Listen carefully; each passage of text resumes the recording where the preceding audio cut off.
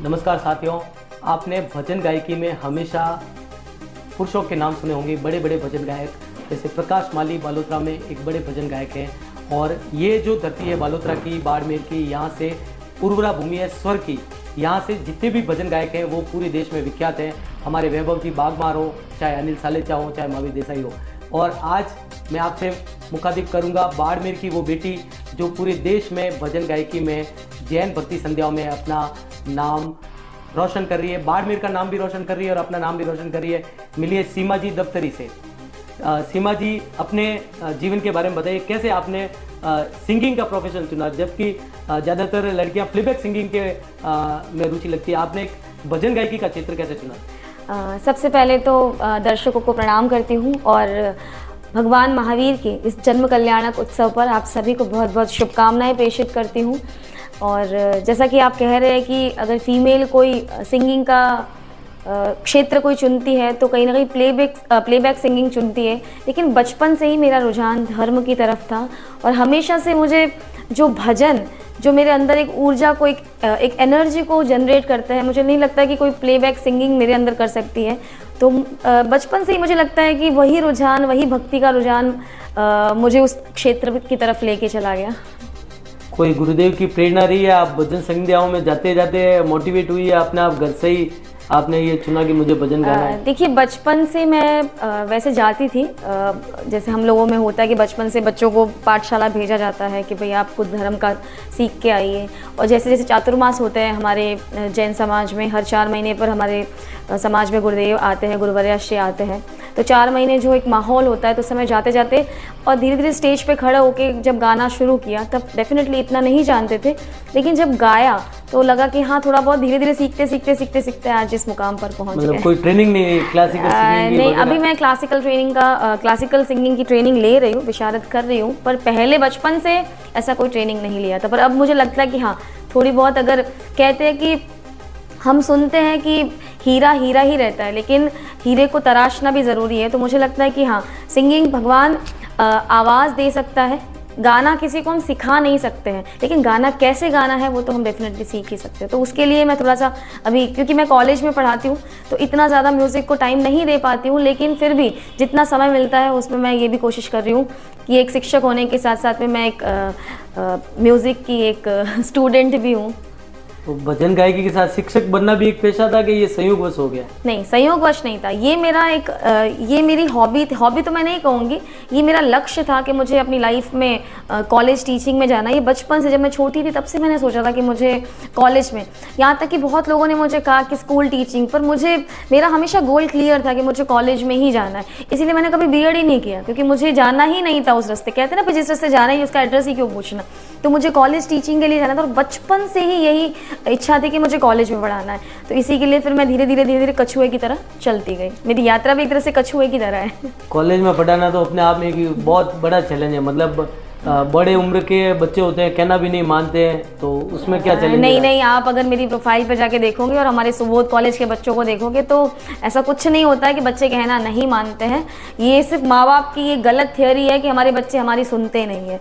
बाकी ऐसा कुछ भी नहीं है। अगर बच्चों को भी अच्छे तरीके से आप गाइडेंस देते हैं, उनके हिसाब से उन चीज़ों को उनको परोसते हैं, तो बच्चे बहुत अच्छे से सुनते हैं। ऐसा कुछ भी नहीं है। ये गलत सोच है, गलत धारणा है। किसी हालत में इस धारणाओं के पीछे ना भागे कि बच्चे सुनते नहीं हैं। बच्चे डेफिनेटली सुनते हैं, बस सुनाना आना चाहिए। गृहस्थी में है आप, एक गुड़िया है और पति है, तो और सिंगिंग भी करना होता है, बाहर भी जाना होता है, तो कैसे बैलेंस करती है सर? देखिए, बैलेंस, अब हम ये कहें कि अगर हमारे प्रधानमंत्री हैं वो पूरे देश को कैसे चला रहे हैं, तो अब उनके पास भी बहुत सारे, इतनी सारी सिटीज़ है, इतने सारे क्षेत्र है, इतने सारे देश हैं। तो व्यक्ति अगर टाइम मैनेजमेंट लेकर चले, अगर समय का प्रबंधन सही तरीके से करे, तो व्यक्ति, ऐसा कुछ भी नहीं है कि वो चला नहीं सकता है। गृहस्थी को भी टाइम दे सकता है, अपने हॉबी को भी टाइम दे सकता है, अपने पैशन, अपने प्रोफेशन को भी बैलेंस करके चला जा सकता है। ये it's all about time management. अगर आप टाइम मैनेजमेंट अगर आपकी लाइफ में है तो आप अपना लाइफ मैनेजमेंट कर सकते हैं और बहुत कुछ कर सकते हैं लाइफ में, जो लोगों के लिए सपने हो सकते हैं। गुड़िया के बारे में बताइए, मतलब गुड़िया को कितना टाइम दे पाती है और ये सिंगिंग को आप ज़्यादा टाइम दे पा रही है या बच्चों को ज़्यादा टाइम दे? देखिए, आजकल के बच्चे ऑलरेडी इतने बिजी रहते हैं, कम से कम 8 घंटे तो बच्चे स्कूल चले जाते हैं, फिर उनके ट्यूशन्स, फिर उनकी क्लासेस। तो इसके लिए ऐसा कुछ नहीं कि हम बच्चों को जब बच्चों को हमारी ज़रूरत होती है तो हम डेफिनेटली उनके लिए खड़े होते हैं। जब मेरे बच्चे को ज़रूरत होगी तो मैं ऑब्वियसली बाकी सब। और सबसे बड़ी चीज़ क्या होती है, प्रायोरिटी मैटर करती है, आपकी प्रायोरिटी क्या है। और आजकल के जो बच्चे हैं, आज का जनरेशन में कहूँगी कि आजकल के बच्चे जब आप कुछ करते हो तो वो उल्टा आप पे प्राउड करते हैं और आपसे सीखते हैं कि मेरी मम्मी कितना सब कुछ करती है तो मुझे भी करना चाहिए। तो ऑटोमेटिकली उनमें ये चीज़ें आती है कि लाइफ में बहुत कुछ करना चाहिए, वरना वो एक महिला को एक फ्रेम में देखती है कि मेरी मम्मी सुबह उठती है, किचन में काम करती है एंड ऑल दैट। अगर वो देखी किचन में काम भी करती है, कॉलेज भी जाती है, प्रोग्राम भी करती है, तो अपने आप ही उस बच्ची में वो है कि मुझे भी कुछ करना है, ऐसे पढ़ाई नहीं करनी है। तो इसीलिए आप देखिए मेरी बेटी लगभग 3 साल की थी तब से वो खुद एक स्टेज परफॉर्मर है, वो खुद स्कूल जाती है, वो धर्म का भी सीखती है, वो बड़े बड़े स्टेजेस पे परफॉर्म करने भी जाती है। और 2 नहीं 3 बार वो पूरे राजस्थान में चैंपियन रह चुकी है डांस में। सुपरस्टार शिवी के नाम से उसका चैनल भी है। तो लगभग 100 से भी ज़्यादा, मेरे से ज़्यादा फेमस वो है। मेरे तो इतने वीडियोज़ नहीं है, उसके 100 से भी ज़्यादा वीडियो है वहाँ पर।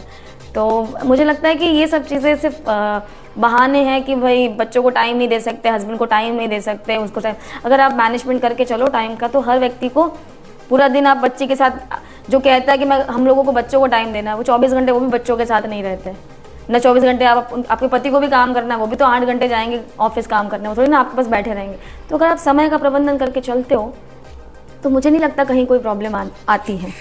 एक महिला भजन गायक होने के नाते आपको कितना चैलेंजिंग होता है? एक पुरुष भजन गायक होता है, पुरुष मंडली बैठी रहती है, वो आराम से मैनेज कर पाते हैं। एक महिला होने के नाते आपको कुछ चैलेंजेस आते हैं भीड़ को कंट्रोल करने में, या उनको मोटिवेट करने में, या ताली बजाने में, या जो भी कई बार ऐसे हम देखते हैं कि एक पुरुष भजन गायक होता है उसमें और एक महिला भजन गायक में हमको दर्शकों को थोड़ा सा डिफरेंस लगता है, देखने में साइकोलॉजी में भी फर्क लगता है। आपको कितना है इसमें? देखिए, मैं ज़्यादा तो नहीं जानती हूँ। मैं हमेशा अपनी लाइफ में एक चीज़ हमेशा कहती हूँ कि मैं एक ही बात जानती हूँ कि मैं कुछ नहीं जानती हूँ। लेकिन मैं एक चीज़ कहती हूँ कि गा महिला रही है या गा पुरुष रहा है, लेकिन गा तो भजन ही रहा है ना।